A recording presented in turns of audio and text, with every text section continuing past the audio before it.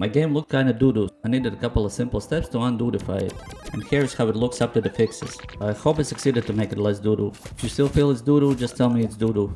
Let me tell you the steps I took so you can implement this for your game as well. Before step 1 there was actually step 0. The step 0 is just make sure that you actually like the tileset you're working with. Because in my case I didn't like the colors, I didn't like the visuals, the walls were too short, and when I looked at it I didn't really like it. So step 0 was to get a tileset that I actually like. So since my game is a biopunk game and I needed the tileset to look more organic, so we made the walls more fleshy, we made the floors more fleshy, as well as we created some props that I can place around the level. We also made a couple of color variations for the tileset so I can switch between them to make the levels more diverse. My game that I'm making is Legends Reloaded. You can check the previous 2 devlogs to find out what it's all about. Also, you can wishlist it on Steam already if you're interested.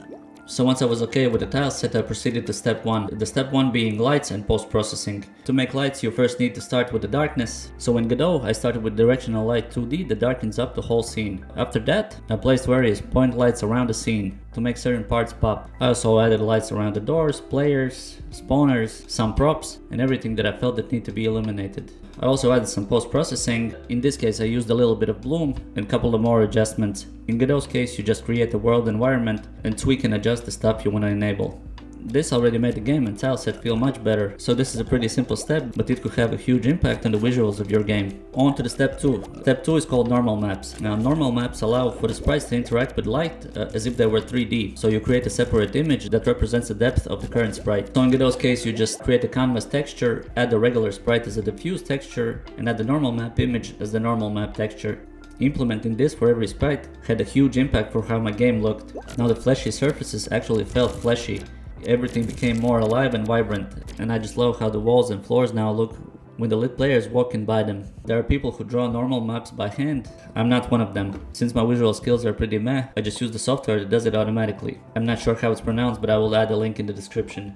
I'm not sponsored, this is just a great free software that I use. Since this is pixel art, you just gotta play a bit with intensity, don't make it too detailed, then the lights will look bad. First few iterations when I was testing it, I just made it too detailed and the lights looked bad, like almost every pixel was lit differently, and that doesn't work. Here you can see on the screen the level of detail I did for the normal maps. With this level I was satisfied. Probably if you have flat 2D art you can make it more detailed, but for pixel art this was perfect. So 2 huge steps done. I got the lights and normal maps to interact with the lights. And step 3 was adding some particles for better atmosphere. What I mean by that is adding some dust particles that float around in different directions and different speeds. This is created by a custom shader. I can adjust the particle size, particle brightness, size variation, speed variation, animation speed, and so on. Another thing I did was I added a little fog. This is also a shader, and I also can control fog colors. In my case, I changed from brown to green. I can adjust the scroll speed, density, scale, softness, and noise. This step made the scene feel more alive overall. In my opinion, doing these 3 simple steps can improve your game's visuals significantly. Of course, this is a work in progress and I have plans to improve the visuals even more. The things I plan on doing is I'm gonna create environment animations, so the props and other stuff in the environment would have some idle animations to make the world feel more alive. I need to add some more atmospheric particles, I need to improve the lights even further, and the rest of the polishing that is non-tileset and non-environment based.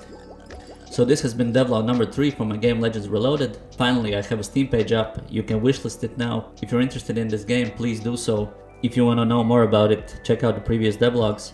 The demo is going to be done until summer, so subscribe if you're interested to follow the progress.